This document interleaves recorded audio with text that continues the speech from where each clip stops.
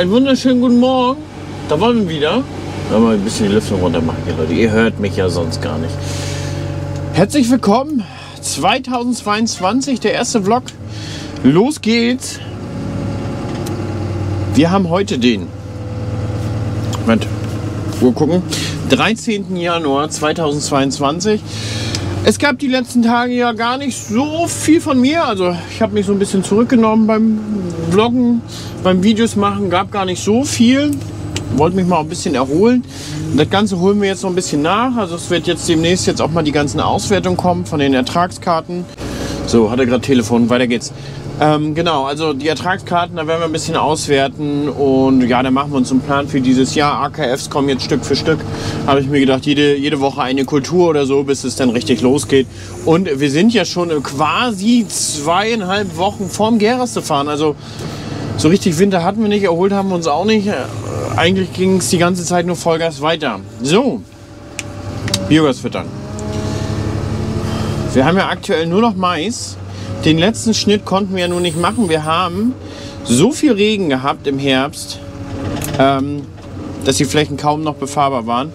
Und der Schaden wäre größer als der Nutzen gewesen. Und deswegen haben wir es dann sein lassen. War, denke ich, auch im Nachgang eine gute Entscheidung.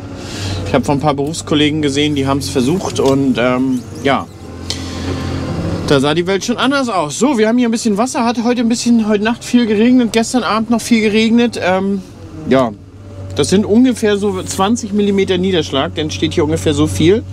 Da vorne ist ein Gully, von da geht es in die Vorgrube und von da aus pumpe ich das hier ins Gerestlager.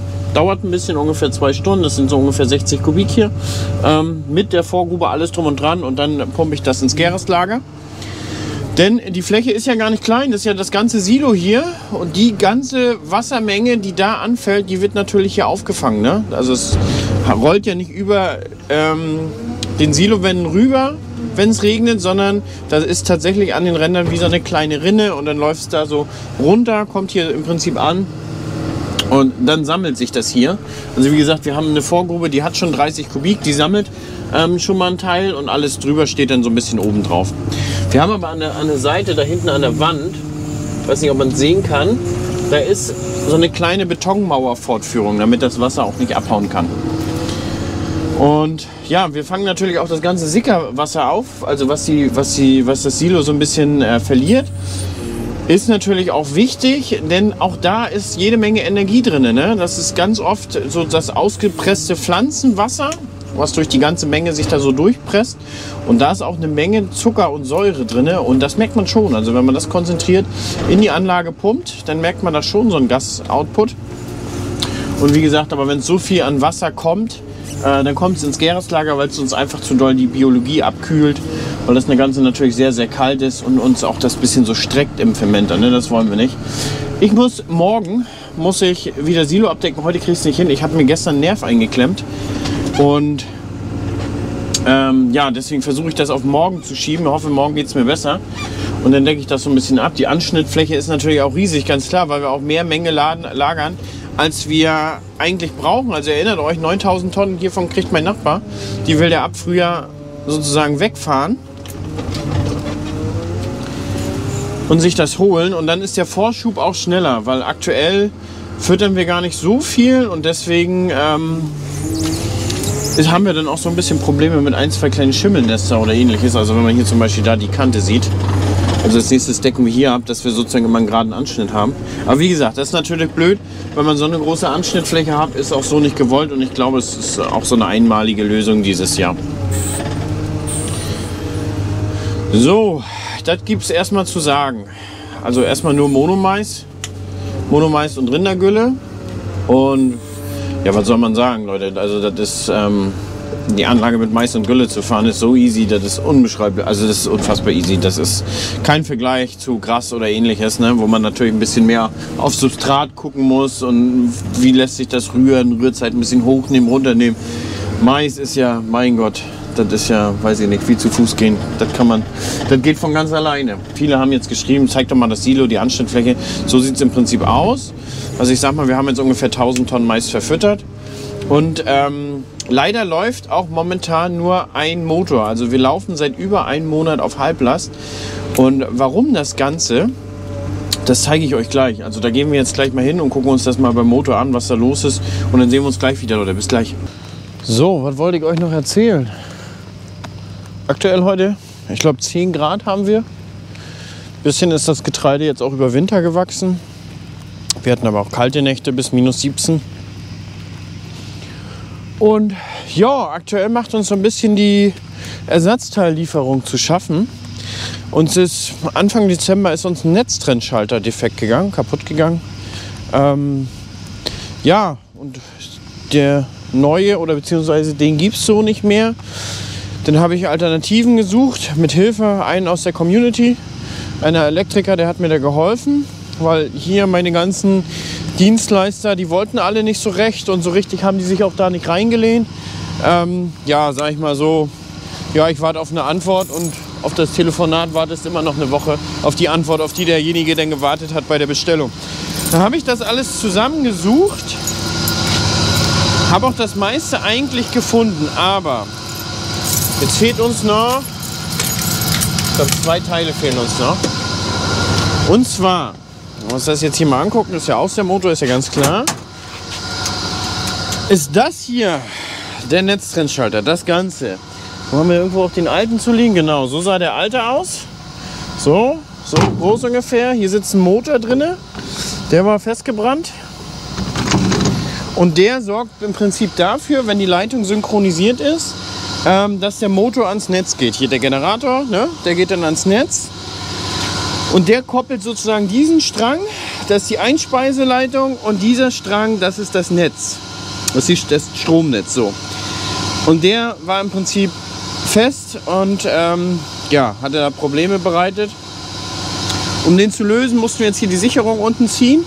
Ich weiß gar nicht, ob ich eine Sicherung habe. Ich würde euch die gerne mal zeigen. Genau, hier sitzt der alte Stellmotor übrigens, den gibt es nicht mehr. Das ist jetzt der neue. Irgendwo waren noch die großen Sicherungen. Die sind nämlich sehr imposant, wenn man die mal sieht, Leute. Ja, und jedenfalls warte ich jetzt. Wir warten jetzt noch auf diesen Kasten hier unten, dass wir den neu machen können. Und ich glaube auf hier eine kleine Klemme in der Mitte.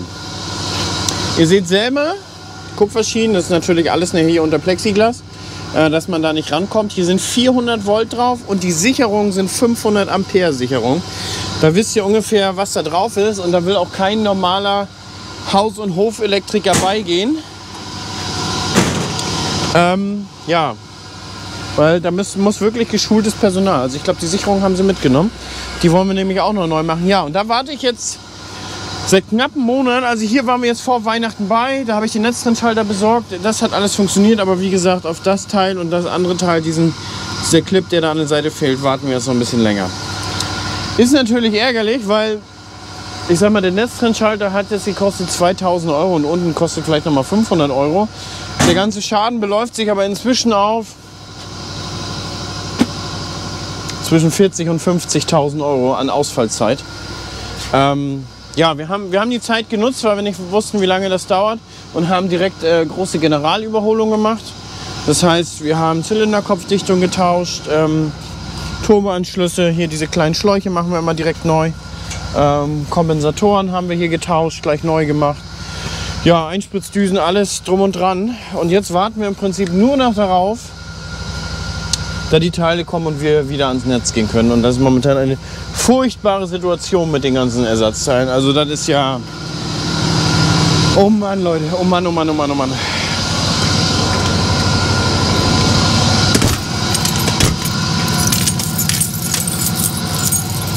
Und das Problem ist so, du lehnst dich im Prinzip das ganze Jahr rein, und wenn das Ding nachts klingelt, fährst du hoch, um ja keine Stunde Ausfall zu haben, weil das holst du ja nie wieder auf. Das heißt, wenn Ausfall ist, das ist Ausfall, und du kannst ja danach nicht über Volllast laufen, um das wieder nachzugenerieren, den Strom sozusagen, und von daher ist das Geld dann weg. So.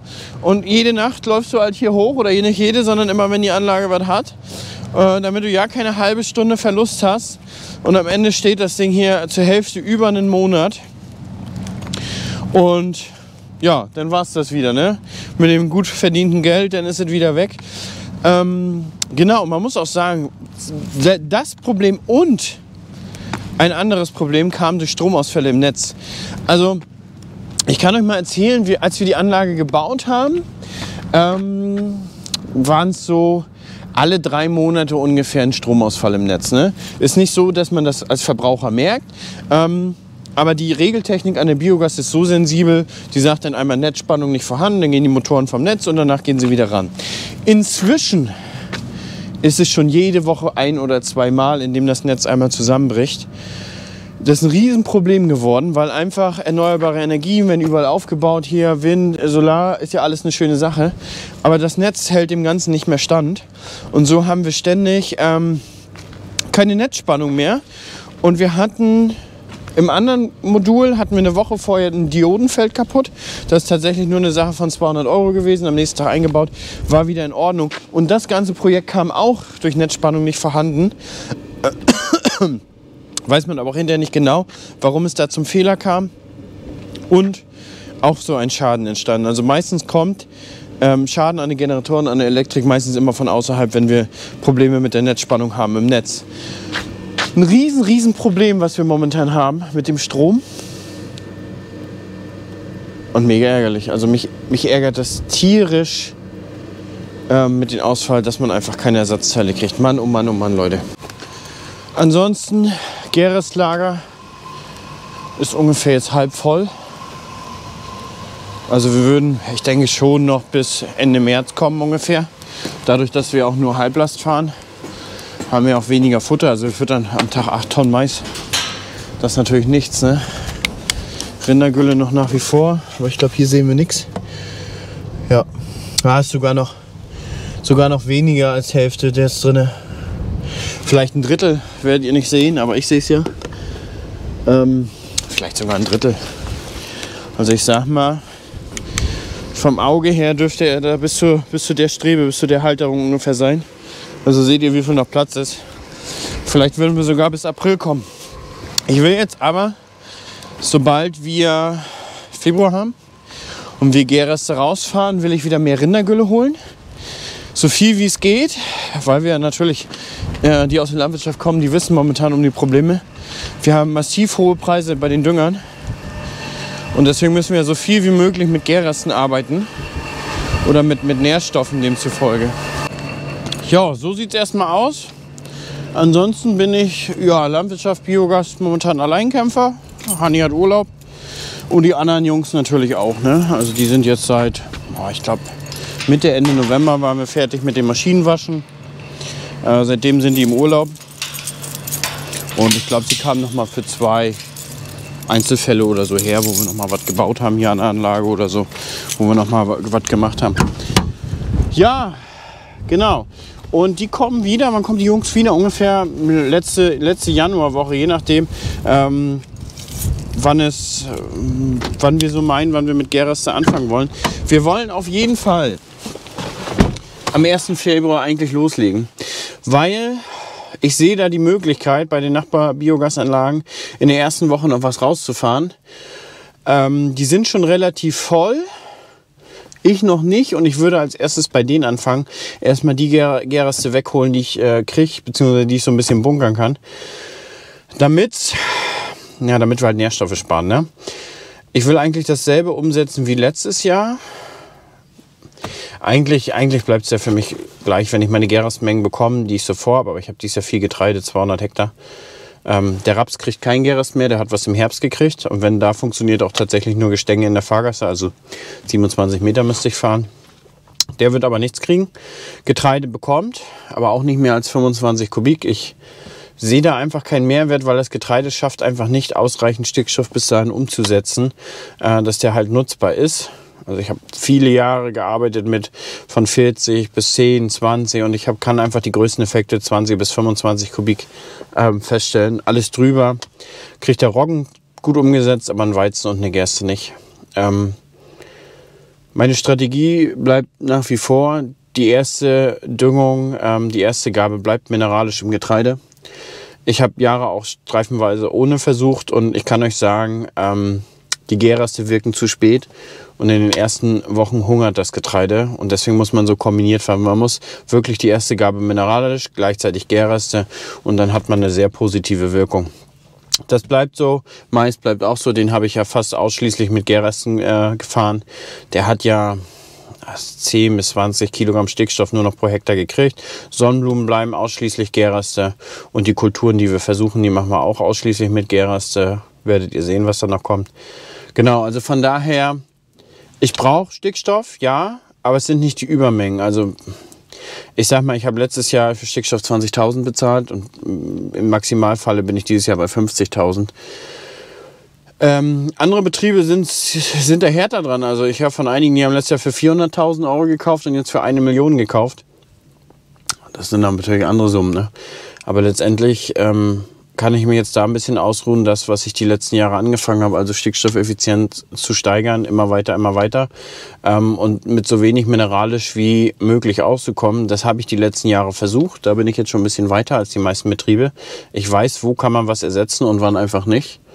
Und ja, von daher bin ich jetzt noch relativ entspannt am Düngermarkt, weil ich große Mengen an Gärresten habe. Ich habe viele Mengen vertraglich schon gebunden. Und von daher sehe ich dem Ganzen positiv gegenüber. Nichtsdestotrotz will ich relativ zeitig anfangen, also erste Februarwoche. Wenn wir dann schon mal, ich sag mal 2.000, 3.000 rauskriegen würden, wäre es natürlich ein super Anfang. Soweit erstmal. Wenn morgens nichts dazukommt, dann war es das erstmal. Es war einfach nur so ein kurzes Feedback, aktuelle Situation. Momentan steht alles auf dem Hof, also so wie es vor 2 Monaten hingestellt wurde, steht es noch. Genau.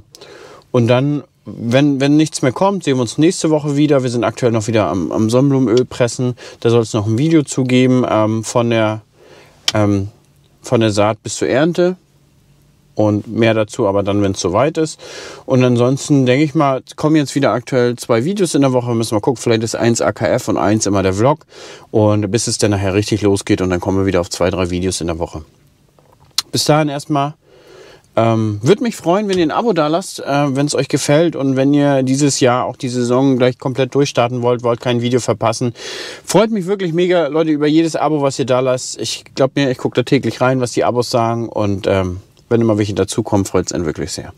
Also vielen, vielen Dank, dass ihr zugeschaut habt. Wieder einfach nur ein kleines, kurzes Video und demnächst gibt es dann wieder mehr. Bis dann, Leute. Ciao, ciao.